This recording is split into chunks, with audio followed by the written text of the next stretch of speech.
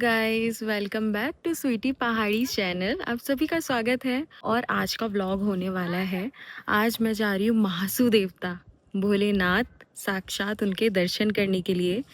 जैसे कि जिनको पता होगा वो जानते ही होंगे कि ये 4 देवता हैं और 4 देवताओं में से एक जो देवता है, सबसे बड़े देवता, उनका नाम है महासू। वो मेन टेम्पल है उनका, महासू देवता, जो हनोल में पड़ता है, नटवाड़ से आगे। सो मैं वहाँ जा रही हूँ और आप सभी को दर्शन कराऊंगी। और मैं, लाडो, मेरे सासू जी, ससुर जी, हम तीनों निकले हैं दर्शन करने के लिए महासू देवता के। सो बने रहिए ब्लॉग के साथ। फिर से निकल चुके हैं हम एक रोमांचक यात्रा पे। मैं अपनी प्यारी सासू जी, ससुर और हमारी प्यारी लाडो रानी के साथ।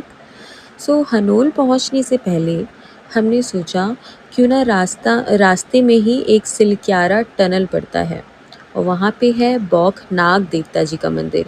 क्यों ना हम उनके दर्शन करते हुए चलें। जो लोग मेरा व्लॉग इस टाइम देख रहे हैं ना, आपने आज से 2 या 3 साल पहले न्यूज़ चैनल्स पे कई जगह पे ये सुना होगा कि उत्तरकाशी सिलक्यारा में एक टनल बन रहा था, जहाँ पे कम से कम 17 दिनों तक 41 मज़दूर थे जो अंदर टनल के फंस गए और कैसे कैसे करके उनको वहाँ से निकाला गया 17 दिनों के बाद। यह एक स्थानीय देवता हैं, बौख नाग देवता का मंदिर है, जो कि वहाँ से हटा दिया गया था जब ये टनल बन रहा था। गांव वालों ने उन लोगों को पहले ही चेतावनी दे दी थी कि इस मंदिर को आप यहाँ से ना हटाएं, लेकिन उन लोगों ने ध्यान ही नहीं दिया। और फिर क्या था, अचानक से वो टनल उन एक साइड से वो टनल टूट गया, उसका एक साइड से ना हिस्सा गिर गया। अंदर 41 मजदूर अंदर फंस गए। दिन बीतते गए लेकिन कोई रास्ता ही नहीं खुल रहा था। लोगों ने फिर कहना शुरू किया कि देवता ना क्रोधित हो गए हैं, देवता बहुत नाराज़ हो गए हैं, आपको ऐसा नहीं करना चाहिए। इन सब चक्करों में बहुत सी चीज़ें हुई, बहुत बहुत सी चीज़ों का उनको सामना करना पड़ा। फिर पूजा पाठ शुरू हुई और वो पूजा टनल के बाहर भी कराई गई। जैसे कि आप देख सकते हैं, ये रहा सामने टनल और टनल के अंदर भी वो पूजा कराई गई। 17 दिनों के बाद सभी मजदूर सुरक्षित बाहर निकल गए। कुछ लोग इसे आस्था कहते हैं और कुछ लोग इसे संयोग, लेकिन पहाड़ों में आज भी लोग मानते हैं कि देवता सिर्फ पूजे नहीं जाते, वो न्याय भी करते हैं। तो आप क्या मानते हैं? आपको क्या लगता है कि ये एक आस्था थी या फिर एक विज्ञान का छोटा मोटा सा कुछ विज्ञान के ज़रिए ही किया गया? क्या लगता है आपको? प्लीज़ कमेंट करके बताइए। और हम यहाँ पहुँच गए हैं, हमने गाड़ी पार्क की। ये है सिलक्यारा बरकोट रोड टनल और ये टनल अभी भी 3-4 साल हो गए हैं, खुदाई चल रही है, अभी तक ओपन नहीं हुआ है। और यह वो प्यारा सा सुंदर सा मंदिर है जो उस छोटे से मंदिर की जगह पे बनाया गया। जय बौखनाग देवता की, हर हर महादेव।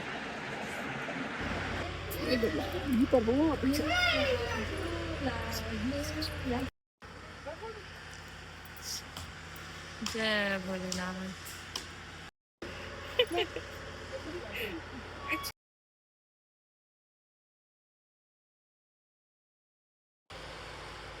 जय हो देवता जी की, जय हो।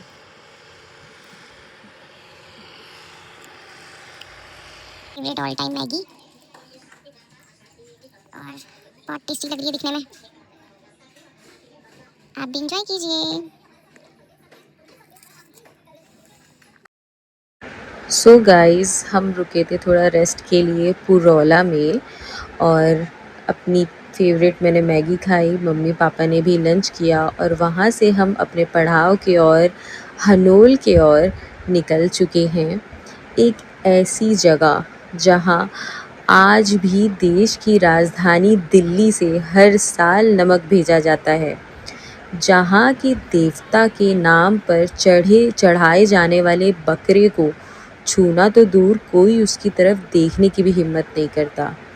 एक ऐसी जगह जहाँ नागों के देवता के रूप में पूजे जाने वाले महासू देवता को न्याय का देवता भी कहा जाता है और आज भी कानून की किताबों में सबसे ऊपर उन्हीं का नाम माना जाता है। उत्तराखंड के जौनसार बावर क्षेत्र में स्थित है महासू देवता का प्रसिद्ध मंदिर, जहां देवता को न्याय का देवता माना जाता है।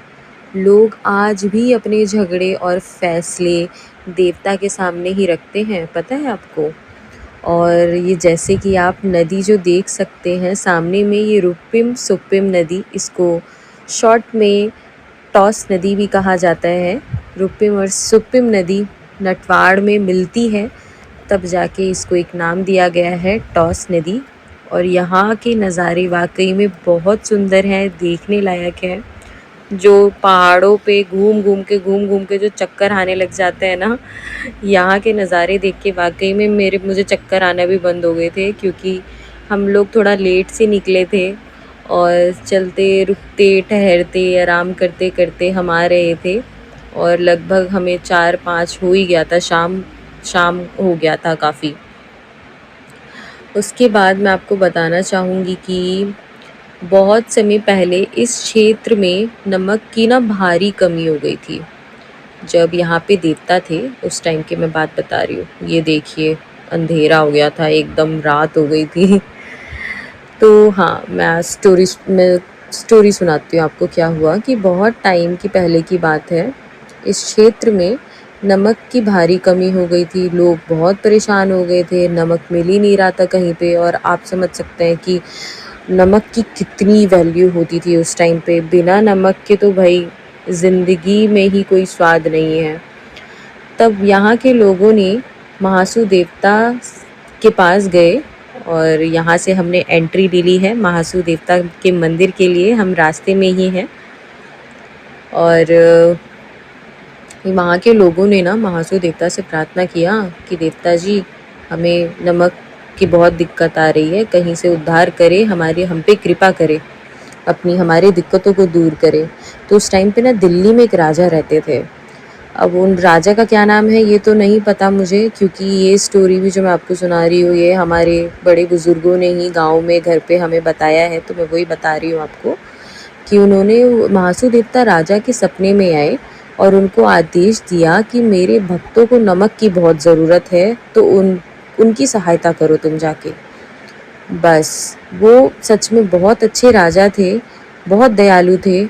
उन्होंने तभी से हर साल दिल्ली से नमक भेजना शुरू किया और यह एक परंपरा बन गई। लोग मानते हैं कि ये सिर्फ नमक नहीं बल्कि देवता का ना आशीर्वाद है, इसलिए वह नमक पहले देवता को चढ़ाया जाता है और उसके बाद गांव के सभी लोगों में बांटा जाता है। सो ये हम पहुंच चुके हैं, ये है पार्किंग एरिया और यहाँ हम पहुंच गए हैं। मेरी शक्ल आप देख सकते हैं, चक्कर खा खा के एकदम मैं बहुत थक गई थी। एकदम मेरी तबीयत भी ख़राब हो गई थी, पूरा मोशन सिकनेस। ये मेरी सासू जी और हम पहुँचे, थोड़ा रेस्ट किया हमने, फिर यहाँ पे से प्रसाद लिया। छोटे छोटे से यहाँ पे थे दुकानें और मार्केट भी है, छोटा सा ही मार्केट है और यहाँ घर भी बने हुए हैं जैसे कि आप देख सकते हैं। मे बी यहाँ लोग रहते होंगे और कुछ इस तरह का नज़ारा है यहाँ का।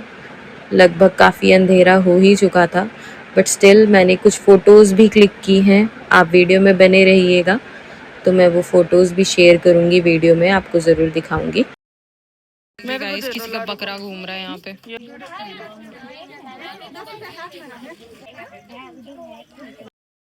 सो गाइस, जैसे कि अभी आपने यहाँ एक भीड़ देखी होगी, वो भीड़ ना यहाँ के लोगों का मानना है कि बहुत से लोग कोई मन्नत मांगते हैं या उनको कुछ न्याय चाहिए होता है, तो वो भीड़ लाकर, जैसे कि ये भीड़ देख सकते हैं, ये बहुत प्रिय है यहाँ के पुजारी जी की और देवता जी की।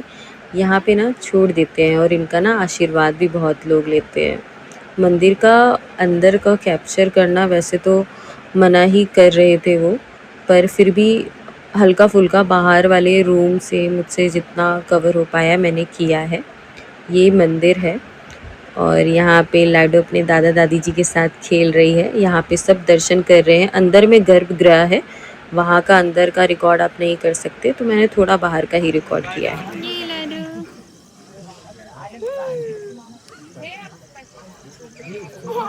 यहाँ देखो, यहाँ देखो, यहाँ देखो, यहाँ देखो, पीछे देखो, पीछे देखो, पीछे देखो, पीछे देखो। आहा, आहा, यहाँ कर दो। आहा,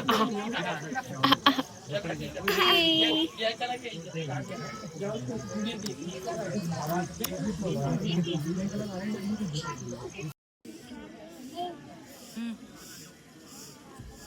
लाडो उसको देख रही, क्या करी हो बकरी?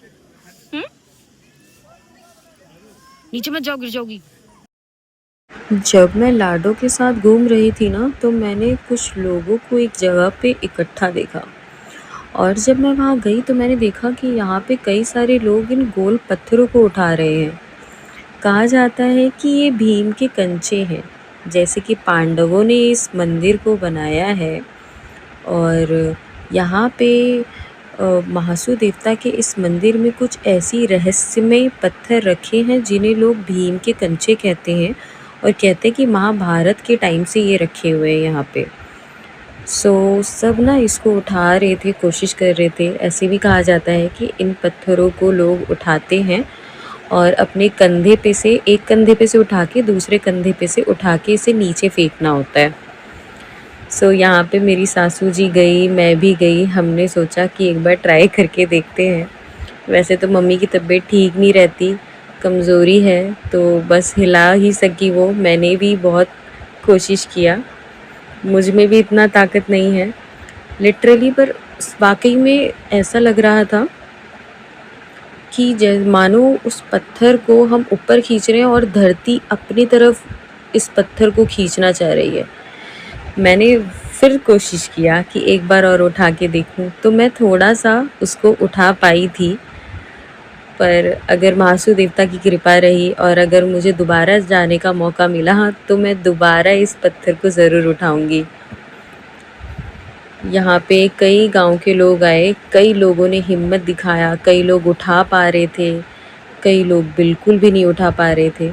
पर इसको उठाना बहुत शुभ माना जाता है। आपको एक साइड से उठाना है और एक दूसरे कंधे के साइड से गिराना है। कहते हैं कि इससे आपकी किस्मत सुधरती है, किस्मत बदलती है और बहुत अच्छा होता है। जय भीम की। अब यहाँ आ गए हैं मेरे ससुर जी। मेरे ससुर जी ने तो एक बारी में ऐसे उठा लिया, वो कोशिश करते तो उठा लेते ऊपर की तरफ भी पूरा, पर नहीं, वो पत्थर मानो जैसे ज़मीन अपनी तरफ, धरती अपनी तरफ खींच रही हो। फिर मेरे ससुर जी ने भी छोड़ दिया कि कोई नहीं, नेक्स्ट टाइम फिर आएंगे तो कोशिश करेंगे। यहाँ पे ये देखिए, इन दीदी ने कैसे उठाया और एक साइड से गिरा दिया। इनको तो देख के लग रहा था मानो रोज़ आके प्रैक्टिस करती हैं। कई लोग आए, कईयों ने कोशिश किया, कोई उठा पा रहा था और कोई नहीं उठा पा रहा था, पर बहुत मज़ा आया। ये बहुत अच्छे से दर्शन कर लिए, अभी हम जा रहे हैं ना। गाइज़, मैं यहाँ पे कुछ तस्वीरें शेयर कर रही हूँ आपके साथ, क्योंकि काफ़ी रात हो गया था तो इतना अंधेरे में नज़र नहीं आ रहा था। पर ये दिन का समय की कुछ फ़ोटोज़ हैं, आप जैसे कि देख सकते हैं। बहुत ही सुंदर मंदिर है और यहाँ पे हमने भी कुछ फ़ोटोज़ क्लिक करी मम्मी पापा के साथ, लाडो के साथ। बहुत ही प्यारा वक्त हमने गुजारा, बहुत अच्छे से महासू देवता के दर्शन हुए। आप भी यहाँ आइए, लेकिन केवल घूमने के मकसद से नहीं, दर्शन करने के मकसद से आइए। जय महासू देवता की।